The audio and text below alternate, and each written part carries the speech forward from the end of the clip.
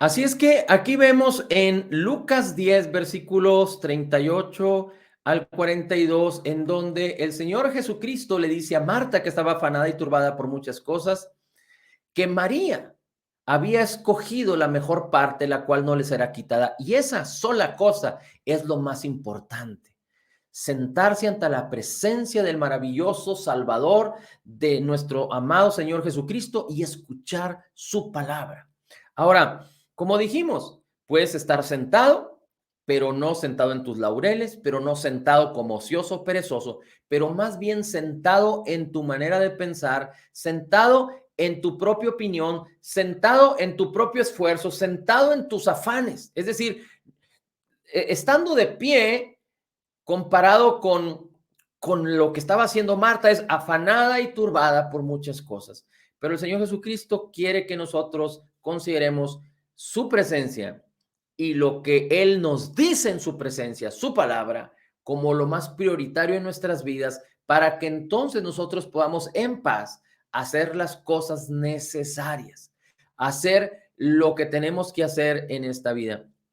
Y esto es muy interesante. Como dijimos en Mateo 6:33 en adelante, el Señor Jesucristo dice, los hombres consideran las cosas como el vestir, el alimento, la habitación, el techo, la familia, como cosas importantes, pero el Señor Jesucristo mismo dijo, busca primeramente el reino de Dios y su justicia, y todas las demás cosas vendrán por añadidura. Así es que si tú y yo queremos caminar en la bendición de Dios y en lo mejor de Dios, necesitamos aprender a estar sentados.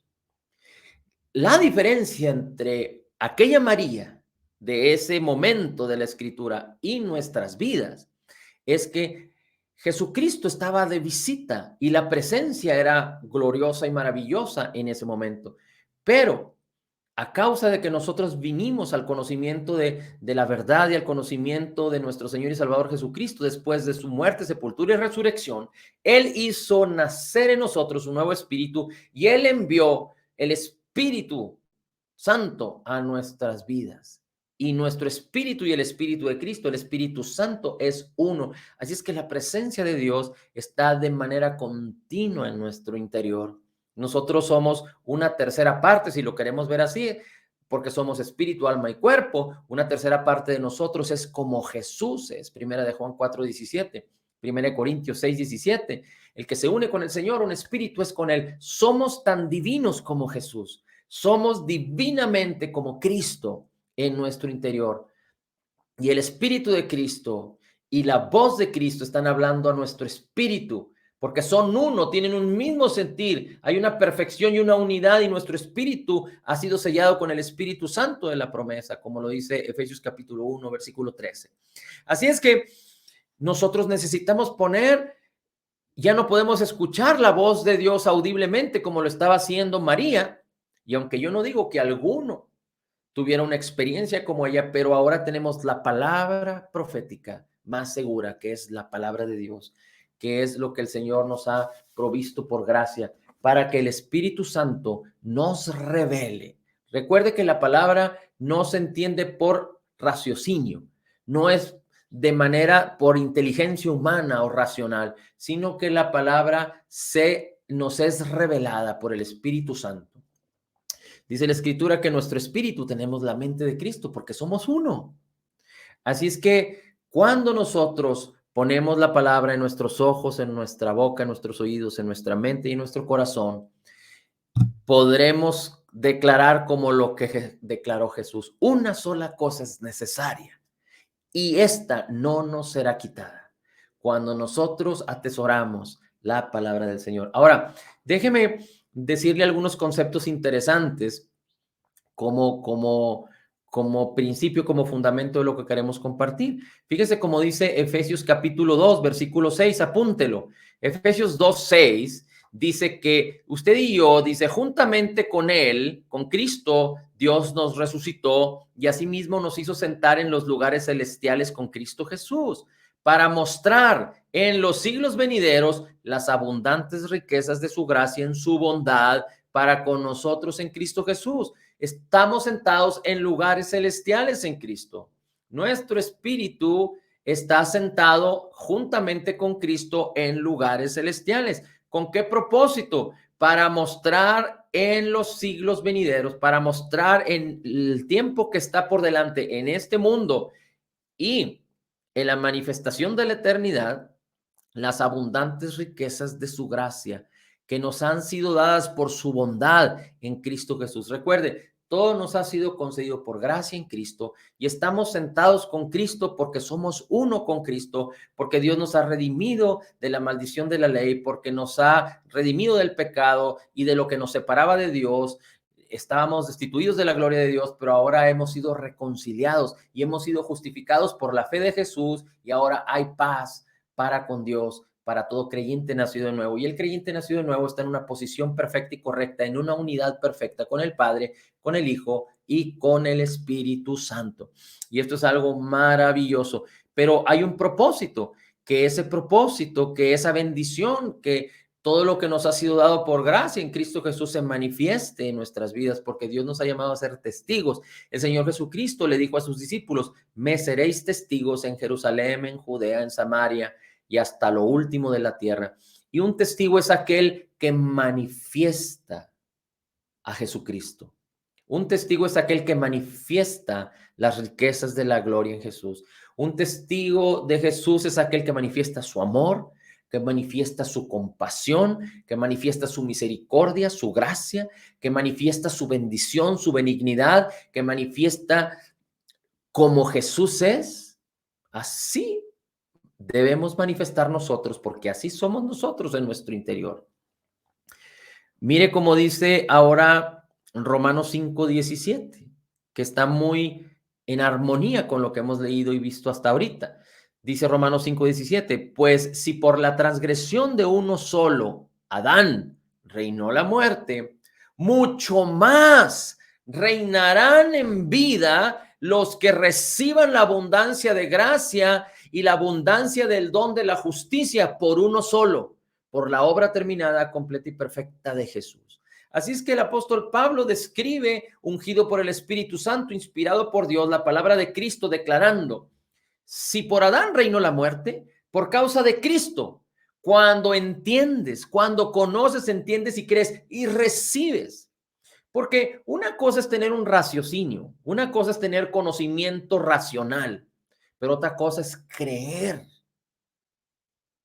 atesorar, recibir lo que Dios dice en su palabra. Así es que todos aquellos que creen, entienden, creen correctamente y reciben la obra terminada, completa y perfecta de Jesús, que la describe Pablo aquí como la abundancia de gracia y el regalo de la justicia. En la abundancia de gracia y en el regalo de la justicia está implícito el amor, la benignidad y la gracia y la misericordia de nuestro Dios eterno, de nuestro Padre y Salvador. Recuerde que la misericordia tiene que ver con que Dios no nos paga de acuerdo a nuestras injusticias. ¿Cuál es la razón por la cual Dios a los creyentes nacidos de nuevo no nos paga conforme a nuestras injusticias? Es decir, no nos paga lo que merecemos, no nos da lo que merecemos por causa de su misericordia. ¿Y por qué tiene misericordia de nosotros? Porque todas nuestras deudas, porque todos nuestros pecados fueron juzgados en el cuerpo de nuestro Señor Jesucristo, en la cruz, en la obra redentora terminada, completa y perfecta. Dios tuvo misericordia del hombre antes de que viniera y apareciera nuestro Salvador Jesucristo. Pero una vez que Jesús sufrió, una vez que Jesús pagó nuestras deudas, en él, en su cuerpo fueron juzgados todos nuestros pecados, entonces la misericordia de Dios causó efecto porque permitió la justicia, que todo lo que nosotros merecíamos fuera juzgado en Cristo, y ahora se establece su gracia. Y la gracia tiene que ver con que Dios nos concede y nos otorga toda la provisión y bendición que no merecemos, ni mereceremos jamás, ni merecíamos antes. Así es que la misericordia, por un lado, es que Dios no nos paga, no recibimos lo que merecemos, porque estábamos destituidos y éramos pecadores y merecíamos el infierno, la muerte eterna, Pero por causa de la justicia de Jesús y de su obra terminada, completa y perfecta, no solo Dios ha tenido misericordia para no pagarnos conforme a lo que merecíamos, pero ahora nos ha dado gracia, abundancia de gracia, y esto es darnos, concedernos, proveernos de lo que no merecemos, que para que podamos entender lo que no merecemos es lo que merece Jesús, es lo que Jesús conquistó en su acción perfecta, en su perfección y en su justicia en esta vida como hombre. Por eso se hizo hombre y fue perfecto. Él no conoció pecado, él no hizo pecado, en él no se halló pecado. Así es que él fue a la cruz como el cordero inmolado, como el sustituto para nuestras vidas, el justo, dice la palabra, pagando por los injustos, por los pecadores. Así es que la gracia tiene que ver con lo que no merecemos, pero que le pertenece a Cristo, con lo mejor, lo mejor, lo mejor, lo mejor del Padre, que tiene un hijo que lo ama, que es su hijo amado en el cual tenía complacencia y tiene complacencia y tendrá complacencia por la eternidad, pero que a Cristo le concedieron las riquezas de la gloria de Dios y ahora se llaman las riquezas de la gloria en Cristo Jesús. Y esto nos fue concedido a ti y a mí a través de la fe. Así es que Dios nos ha llamado a reinar, y reinar no significa señorear, ser prepotentes, soberbios, sino reinar significa en la autoridad y en el poder y en la victoria, reinar sobre todo aquello de lo cual fuimos redimidos para que muchos vengan al conocimiento de la verdad y que tú y yo podamos cumplir con el propósito maravilloso y glorioso de Dios aquí en la tierra. Ahora, vamos a leer Marcos capítulo 11. Marcos capítulo 11 en el versículo 22. Marcos capítulo 11 en el versículo 22 dice así. Dice la palabra: respondiendo Jesús les dijo a los discípulos, tened fe en Dios.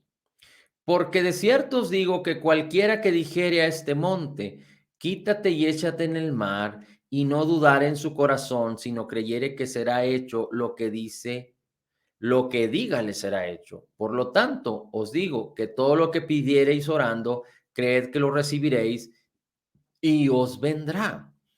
Así es que aquí en la historia donde el Señor Jesucristo maldice a una higuera y al día siguiente pasan por ahí nuevamente y la higuera se ha secado desde sus raíces y los discípulos se asombran, Jesús les dice, tened fe en Dios.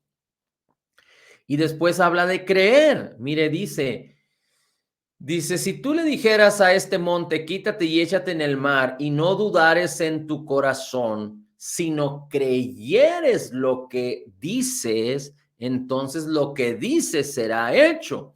Así es que por un lado dice, tened fe en Dios, y por otro lado dice, debes de creer lo que dices. Ahora, aquí hay algo muy interesante, porque hay dos tipos de creer.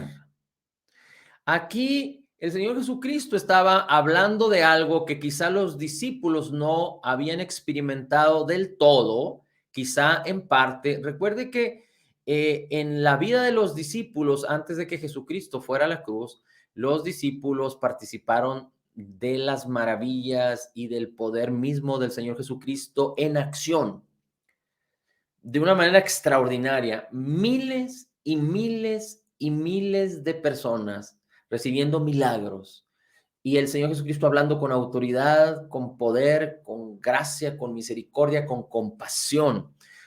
Algo extraordinario habían estado experimentando los discípulos. Y aunque en cierta parte o en ciertos tiempos los discípulos actuaron de acuerdo al corazón de Dios, y de hecho el Señor Jesucristo les dio autoridad para que echaran fuera demonios y sanaran enfermos también, pero también ellos tenían una parte humana, porque ellos todavía no eran nacidos de nuevo, porque el Señor Jesucristo no había ido a la cruz, pero ellos estaban en presencia de Cristo. Así es que Jesús les dice, tened fe en Dios. Hay otra versión de la escritura que dice, tened la fe de Dios. Ahora, si a un incrédulo tú le dices, debes de tener la fe de Dios, va a decir, es imposible. ¿Cómo yo puedo, un hombre carnal, tener la fe del Dios Altísimo? Es imposible. Aunque los que no creen en el Señor, aunque los ateos o los que han rechazado a Jesús creen que ellos son más altos y más grandes que el mismo Dios. Pero si nosotros recordamos bien la palabra, si nosotros recordamos bien lo que la Escritura dice, por ejemplo, dice la Escritura en Romanos capítulo 3, ahorita lo vamos a leer, pero dice, habla acerca de la ley de la fe. Y en el mismo capítulo 3 de Romanos habla acerca de la fe de Jesús, de la fe de Jesús. Así es que poniendo esto en perspectiva y sabiendo que la fe es un regalo de Dios, Efesios capítulo 2, versículo 8 dice que somos salvos por gracia a través de la fe, y esto no es de nosotros, sino es un don de Dios. Y si leemos Hebreos capítulo 12, donde dice que Cristo Jesús es el autor y consumador de la fe.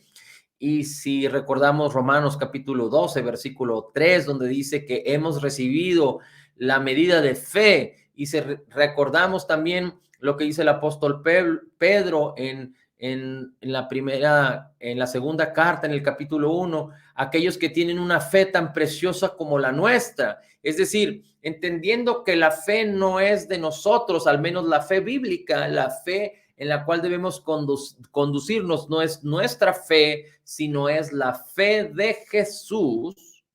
Entonces, podremos entender que cuando el Señor Jesucristo decía, si tú tienes la fe de Dios, le puedes decir a este monte, quítate y échate en el mar, y si no dudas en el corazón, sino crees lo que será hecho, lo que dices te será hecho.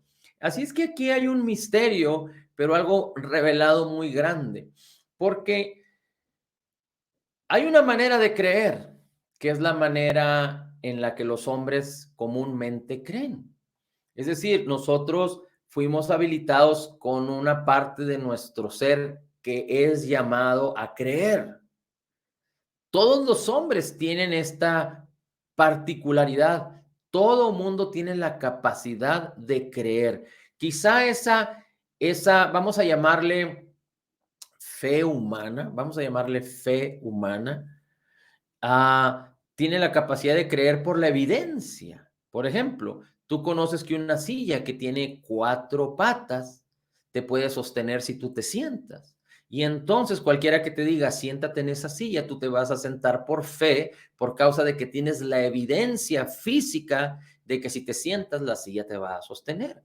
O también tú puedes creerle a uno de tus familiares cuando te dicen algo, creer a tu hijo o los hijos a sus padres, o creer a tu compañero de trabajo, o creer que cuando le pagas a alguien por un bien, ese bien te lo va a dar, o creer en alguna situación, ¿verdad? Creer que como todos los días sale el sol, tú vas a creer que al siguiente día va a salir el sol, y algunas cosas que las personas están acostumbradas por la evidencia a creer.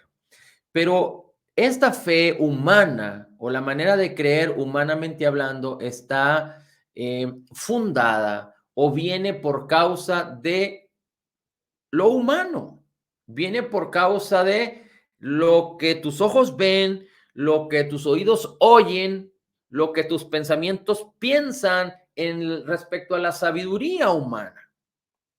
Por ejemplo, tú sabes que la ley de la gravedad funciona. Y si tú tiras un objeto, inclusive si tú te subes a una barda y después quieres dar un paso en el aire, tú sabes que tú vas a descender, vas a caer por causa de la ley de la gravedad. Así es que tú tienes una manera de creer que esto va a suceder porque tú tienes la evidencia.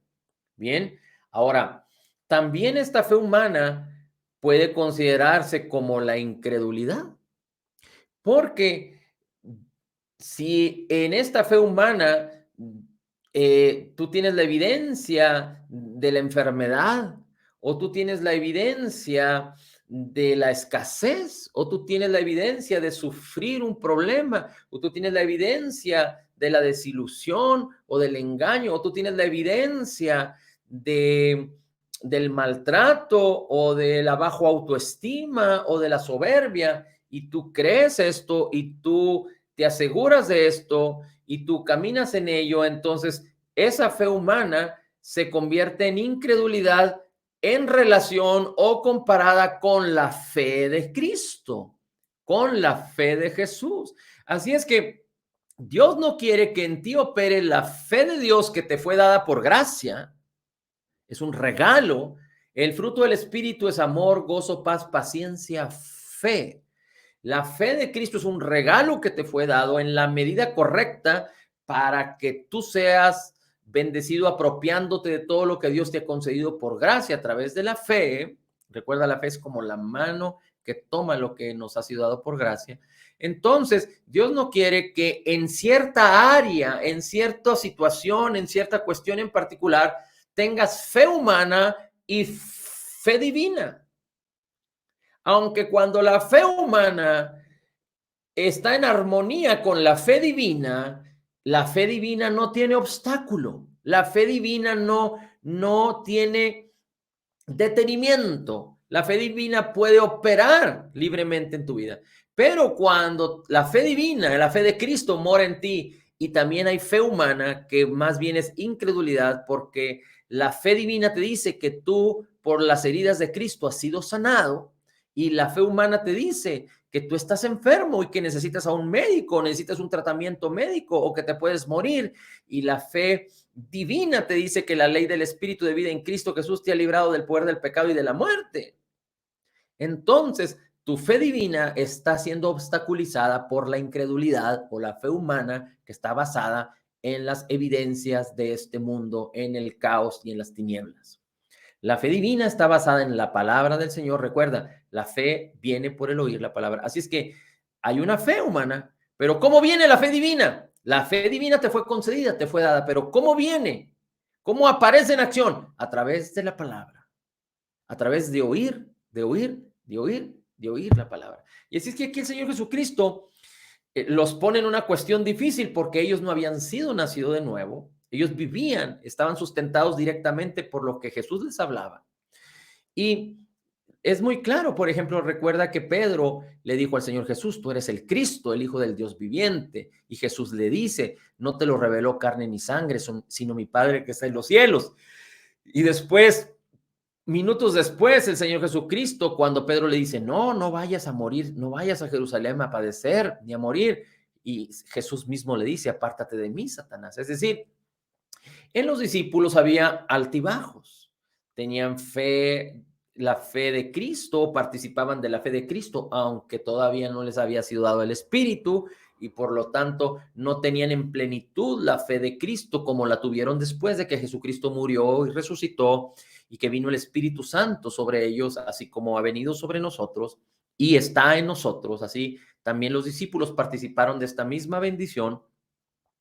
Pero en este momento los discípulos no contaban con esta bendición de una manera plena, aunque Jesucristo estaba presente con ellos. Pero había que ir a la cruz y había que resucitar y había el Señor que enviar al Consolador para que nosotros fuéramos completos en Cristo. Ahora, así es que dice, si tú no dudas en el corazón, si tú no dudas en el corazón, mira cómo dice, solo apúntalo, Proverbios 3 y Proverbios 7. Proverbios 3, versículo 3 dice, nunca se aparten de ti la misericordia y la verdad. Recuerda que la verdad es la palabra.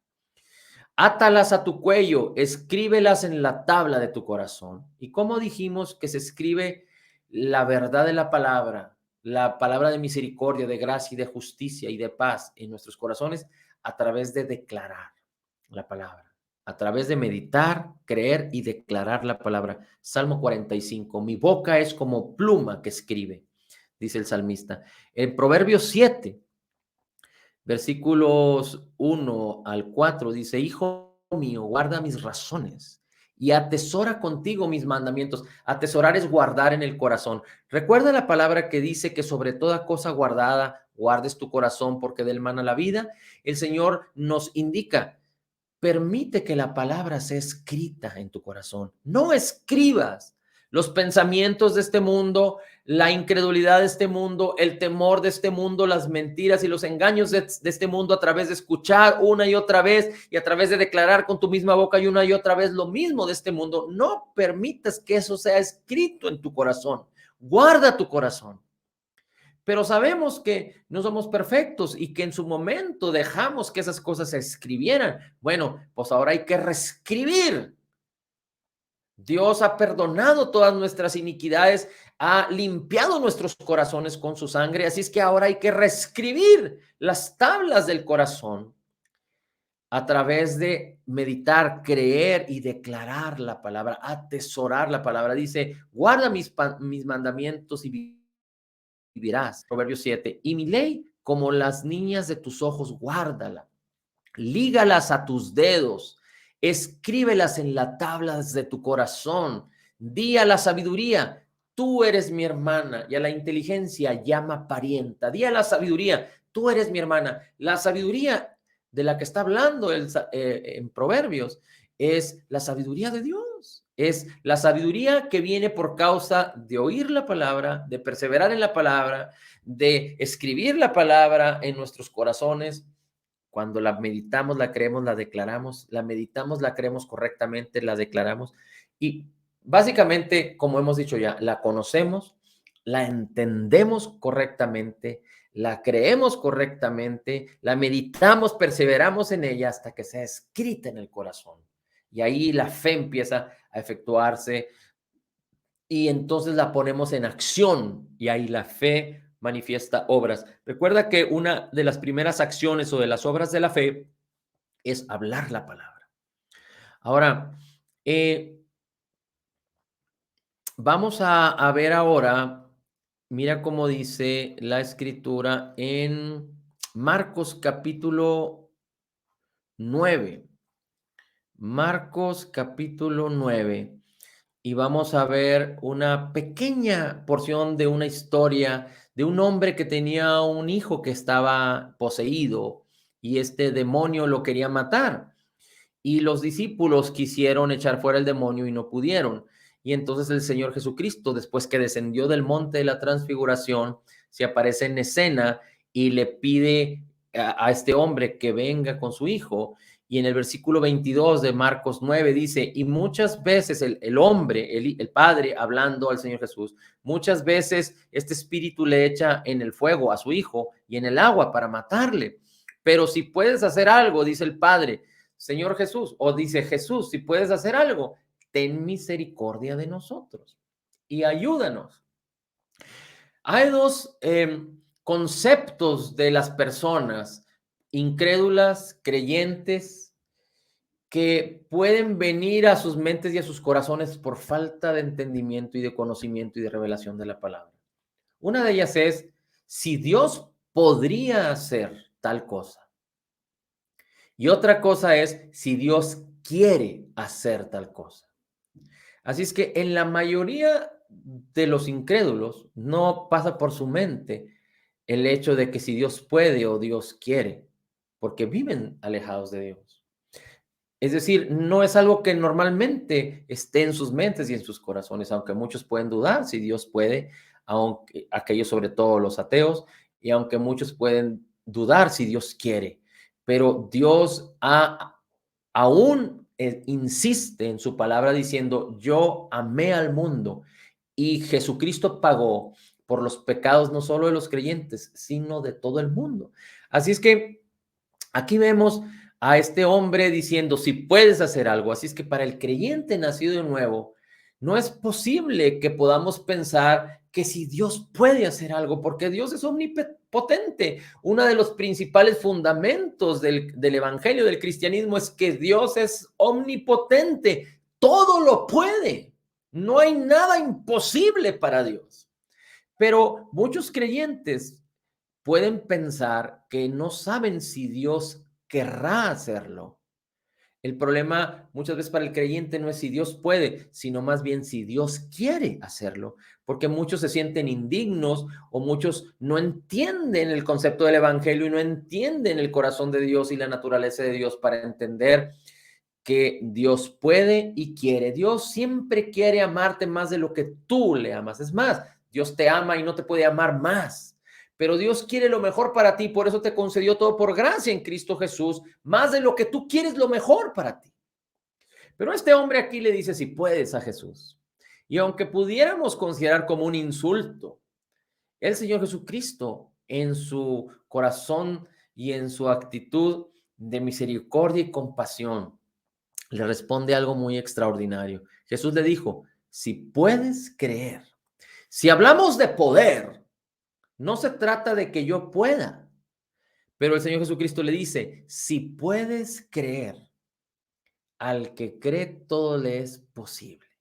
Así es que no solo el Señor Jesucristo está manifestando que Él es todopoderoso y lo puede hacer todo, pero que también el que puede creer puede causar o puede permitir que las cosas sucedan. Y no estamos hablando de caprichos, no estamos hablando de tonterías, estamos hablando de vida, estamos hablando de salud, estamos hablando de bienestar, estamos hablando de redención, estamos hablando de milagros de acuerdo a la palabra de Dios. Y aquí el Señor Jesucristo le dice, si puedes creer, al que cree todo le es posible. Pero el Padre inmediatamente dijo, clamó al Señor Jesucristo y le dijo, creo. Es decir, hay una parte de mí que cree, pero también dijo, ayuda mi incredulidad, pero hay una parte que no cree. Hay una parte que tiene incredulidad. Así es que aquí está la fe que Jesús está hablando. Y este hombre está en dos mentes, en dos ánimos, en dos posiciones. Por un lado, su humanidad y su experiencia y el hecho de que los discípulos no pudieron liberar a su hijo, le hablan de incredulidad. Pero la incredulidad, recuerda, es fe humana, es oír las palabras humanas, es oír las palabras de la evidencia, es oír las palabras en las tinieblas, es oír los sistemas de pensamiento, las filosofías, las huecas sutilezas de este mundo, es oír los engaños y las mentiras, es oír o tener la evidencia de las experiencias o limitaciones humanas. Todas estas cosas inducen, hablan a la fe humana o a la capacidad del hombre a creer. Así es que la fe es en sentido inverso para que se manifieste el poder de Dios, pero la fe también viene por oír y por ver las cosas en este mundo, contrarias a definitivamente a la palabra de Dios, contrarias al deseo y al corazón de Dios. Así es que este hombre le dice, ayúdame incredulidad al Señor Jesús, y podemos seguir leyendo la historia en donde el Señor Jesucristo echa fuera el demonio y aquel hombre es sanado, aquel hombre es liberado, porque aquel hombre, el Padre, solo había tenido la evidencia de lo que sus discípulos no habían podido hacer y la evidencia de cómo este joven estaba atormentado desde su nacimiento. Y cómo ahora, después de que Jesús libera a este muchacho, ahora el hombre no le quedó duda de que el poder de Dios estaba disponible para todo aquel que cree. No solo la manifestación y la capacidad de poder hacer hasta lo imposible, humanamente hablando, pero estaba a la disposición de todo aquel que cree. Ahora, ya hemos dicho que la palabra viene por el oír, la fe viene por el oír la palabra de Cristo. La fe de Jesús viene por el oír la palabra de Cristo. La fe humana o la manera de creer humanamente viene por la evidencia, por oír lo que se dice en este mundo, sabiduría humana. Pero la sabiduría divina, la sabiduría de Dios, es la palabra de Dios puesta en acción. Es la palabra de Dios permitiendo que la fe apropie de toda la bendición y lo manifieste en esta vida, no solo en pensamientos, no solo en manera de hablar, sino en la manera de actuar y la manera de poseer, de apropiarnos, porque la palabra de Dios nos dice lo que podemos hacer, lo que podemos tener y cómo Dios nos llama a vivir de una manera extraordinaria, pero es la palabra creída, entendida correctamente, la palabra meditada, la palabra permitiendo que renueve nuestras mentes, la palabra hablada cuando la creemos para que sea escrita, y entonces la fe entra en acción. Ahora, es muy importante que echemos a funcionar la imaginación, porque los pensamientos de Dios tienen que ver con la imaginación. Mira cómo dice la escritura en Isaías. Vamos a leer rápidamente Isaías 11. Perdón, Isaías 55. Vamos a leer Isaías 55. Ya estamos terminando. Pero dice la palabra en Isaías 55, versículo 9, porque mis pensamientos no son vuestros pensamientos, ni mis caminos, ni vuestros caminos, mis caminos. Es decir, los pensamientos de Dios son más altos, completamente diferentes a los pensamientos humanos, y los caminos de Dios son más altos y más gloriosos que los caminos humanos, dice el Señor. Y como son más altos los cielos que la tierra, así mis caminos son más altos que los vuestros, y mis pensamientos más que vuestros pensamientos.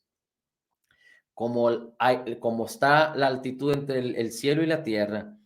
Así es que dice, porque como desciende del cielo la lluvia y la nieve, y no vuelve allá, sino que harta o baña o llena la tierra y hace germinar y producir y da simiente al que siembra y pan al que come, así es mi palabra que sale de mi boca. Dice, no vuelve a mí vacía, sino que hace todo lo que yo la mandé a hacer y será prosperada en aquello por la que la envié. Y después dice, porque con alegría saldréis y con paz seréis vueltos, los montes y los collados levantarán canción delante de vosotros, y todos los árboles del campo darán palmadas de aplausos. Así es que Dios en su palabra, en sus pensamientos, que son más altos que nuestros pensamientos, en sus deseos, en su concepción, diseñó un plan redentor, pero también diseñó las riquezas en gloria en Cristo Jesús, y también diseñó lo que te fue concedido por gracia. Dios lo deseó, lo pensó en su corazón, de tal manera que en el ámbito espiritual toda la bendición tiene nombre, toda la bendición tiene forma, toda la bendición tiene propósito, toda la bendición tiene una razón de ser, un propósito para la vida del hombre. Así es que nosotros, cuando habla la palabra de mis pensamientos, la escritura también habla en el hebreo de la manera en la que Dios concibió, imaginó. Y Dios nos dice en su palabra que tenemos que conocerla, es decir, tener intimidad. Cuando la palabra la concebimos, la conocemos en el corazón, nuestro corazón inicia un proceso de imaginación. Por ejemplo, si yo te pregunto cuántas ventanas hay en tu casa, cuántas puertas hay en tu casa, cuántos cuartos hay en tu casa, tú no necesitas ir a recorrer toda la casa para decirme, porque tú ya conoces tu casa. Así es que en tu imaginación sabes aproximadamente cuántos cuartos tienes, cuántas puertas y cuántas ventanas. Inclusive si no lo tuvieras en el momento, tú podrías cerrar tus ojos e imaginar lo que ya conoces. Y entonces podrías decirme, ok, hay 8 ventanas, 4 cuartos, 5 puertas, etcétera. Y asimismo, cuando tú vas a trazar un destino, por ejemplo, si tú has ido muchas veces de un lugar a otro y tú quieres explicarle a alguien cómo irse de acuerdo a cómo tú lo haces, en tu imaginación puedes concebir lo que tú ya conoces y tú puedes confesar lo que está en tu imaginación, porque es algo que tú ya sabes. Así es que la imaginación no se trata de fantasía, la imaginación no se trata de colores celestes y púrpuras y rosas. La imaginación tiene que ver con conocer la palabra y creer lo que la palabra de Dios dice. Si la palabra de Dios dice que por las heridas de Cristo soy sano, yo entender y creer y concebir que hay una posición de salud en la cual Dios ya me puso, y que por las heridas de Cristo en la cruz del Calvario y por su obra terminada, yo ya soy sano. Yo tengo que tener ese elemento concebido en mi corazón porque es decretado por la palabra para que yo pueda apropiarme de esa bendición. Si Dios me dice que Dios me ha dado si la palabra me dice que Dios me ha dado el poder para hacer las riquezas, pero yo no entiendo cómo funciona esto, difícilmente voy a poder apropiarme de esta bendición.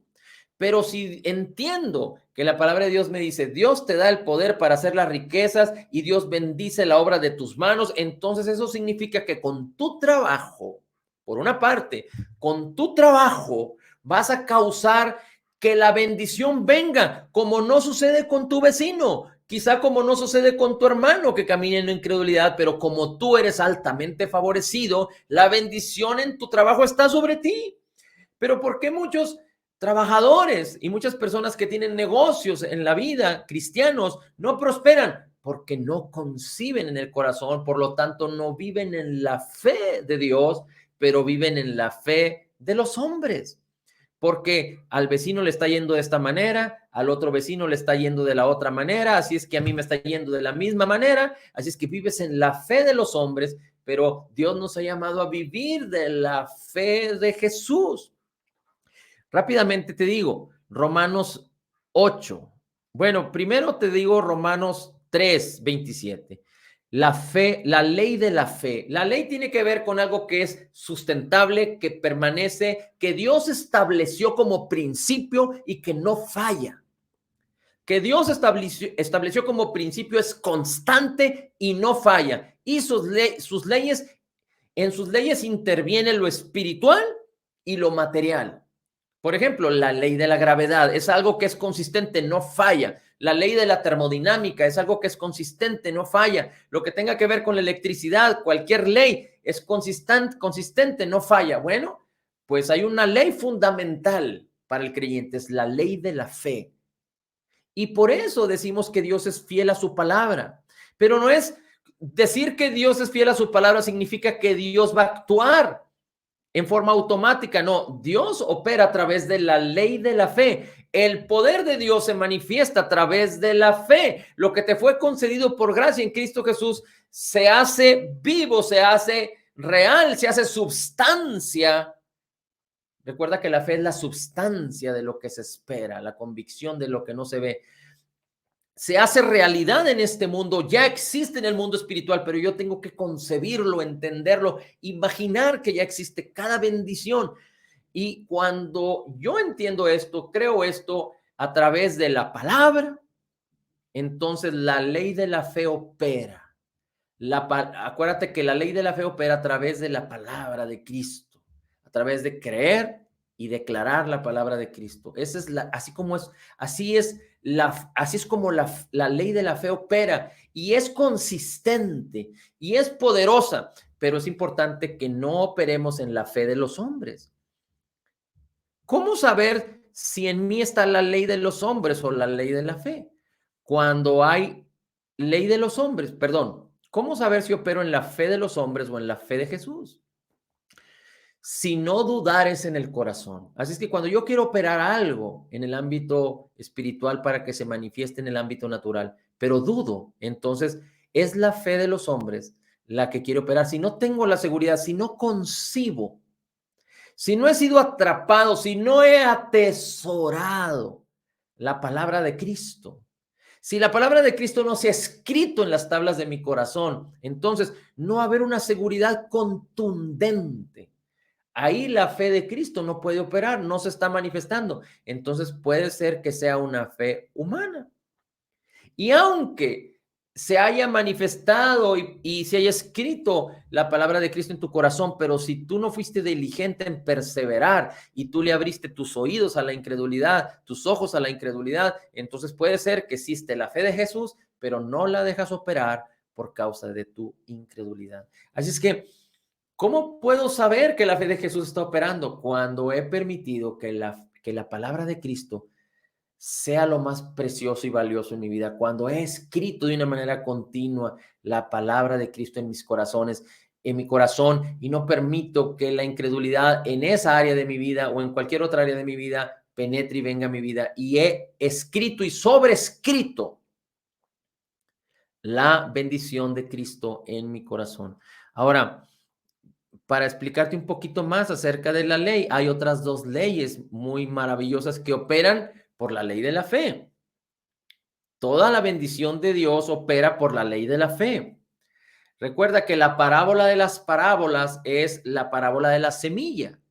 Y la semilla tiene que ver con la palabra de Dios que cae en el corazón, que cae en buena tierra y produce fruto. Es decir, la palabra que es entendida, creída, meditada correctamente, hablada y manifiesta la fe. Y la fe permite que se apropie de lo que nos ha sido concedido por gracia en Cristo Jesús de parte de Dios nuestro Padre, que es el fruto de lo que Dios nos da, el fruto de justicia.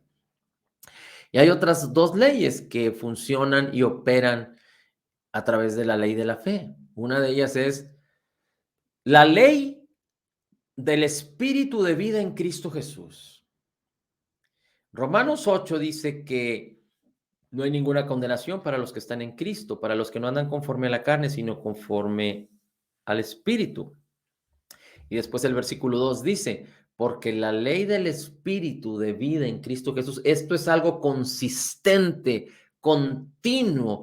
El poder de Dios se mueve a través de esta ley. No hay manera de que esta ley no ejerza su función porque fue decretada, establecida por Dios, activada por la obra terminada, completa y perfecta de Jesús en el Calvario y hecha nuestra, nuestra o a favor nuestro, o la podemos aprovechar a través de la ley de la fe.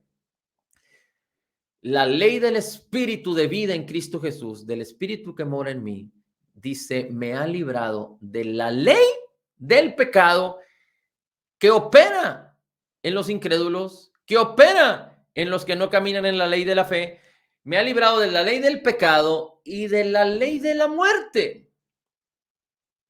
Así es que no hay, como hemos dicho ya continuamente, regocíjate y alégrate. No hay manera, no hay ninguna forma, no hay ninguna razón por la cual tú puedas estar triste. No importa lo que esté sucediendo en este mundo, no importa que si has fracasado en algún tema o en otro. Es tiempo de permitir que la ley de la fe opere. Alégrate y regocíjate porque todo lo demás es temporal. Pero Cristo debe ser lo primero en nuestras vidas y nuestra acción de sentarnos y escuchar su voz y crecer en el conocimiento y en la sabiduría y en la inteligencia de la palabra de Cristo, del Espíritu de Cristo, es lo más importante. Ahora, esta ley es muy interesante, la ley del Espíritu de vida en Cristo, porque así podemos caminar en la libertad, en el poder, en la salud, en el bienestar. La ley de la fe permite que tú camines en salud divina. El espíritu que mora en ti vivifica tu cuerpo mortal, dice Romanos 10:11. Las heridas de Cristo te han sanado, te han posicionado en un estado de salud y bienestar. No estás movido a una posición de enfermedad para ir a alcanzar la salud, sino tú estás en una posición de salud. Ahí fue donde Dios te puso, en una posición de justicia, en una relación perfecta con Dios, en una posición de victoria. Tú ya estás en ese lugar, en el lugar de la victoria, en el lugar de la salud, en el bienestar, en el lugar de la justicia, de la paz de Dios, en el lugar donde tú puedes, con el poder de Dios manifestado a través de la ley de la fe en tu vida, dice que todo lo que hagas sea una bendición porque eres altamente favorecido en Cristo Jesús. Y termino con esto. La ley, otra ley. Las leyes espirituales son maravillosas y preciosas y todas funcionan a través de la ley de la fe. La fe es lo que une el ámbito espiritual al ámbito natural. La fe es el puente que hace que la gloria de todo lo que Dios te concedió por gracia, de acuerdo a las riquezas en Cristo Jesús, se manifiesten en tu vida para que tú seas un canal de bendición para muchos. Y una de las leyes que también permite que tú seas testigo y testimonio y bendición para muchos es la ley de la siembra y la cosecha. Esta es una ley que no solo es física. Todo aquel que siembra va a cosechar. Todo aquel que siembra va a cosechar. Pero cuando tú y yo entendemos que lo que tiene que ver con los bienes y con el dinero está manifestado, determinado a que suceda y el poder de Dios se mueve cuando entendemos que hay una ley de la siembra y la cosecha, entonces cosas gloriosas vienen sobre ti. Muchos creyentes nacidos de nuevo viven en escasez y yo te voy a definir mi versión de escasez.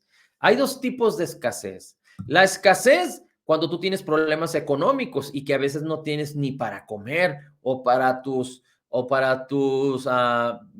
necesidades más básicas. Esa es una escasez terrible y hay muchos creyentes que a veces padecen por esa situación y aunque esas debemos considerarlas temporales porque Dios nos ha dado gran bendición en nuestras vidas, pero desafortunadamente hay muchos creyentes que viven por mucho tiempo en esta manera de vivir que no es la manera de Dios, por falta de conocimiento, por falta de desánimo, por falta de entendimiento, por falta de concebir en el corazón la ley de la fe, la ley del espíritu de vida, la ley de la siembra y la cosecha, la ley del favor de Cristo. Somos altamente favorecidos en Cristo Jesús, el amado, la ley de reinar en vida, como nos llamó Jesús. Pero hay otro tipo de escasez que según mi entendimiento te podría compartir. No solo la escasez de no poder tener lo más básico, lo más elemental para subsistir, pero también la escasez para no poder bendecir a otros.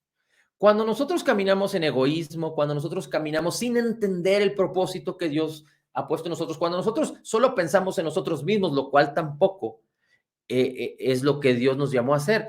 La ley del amor, si lo pudiéramos llamar así, es que tú ames como Dios te ama, porque Dios no solo te ama y te dejó en la libertad de que tú decidas, pero Él envió su espíritu y Él hizo vertir todo su amor, esa calidad de amor de Dios en tu corazón para que tú ames.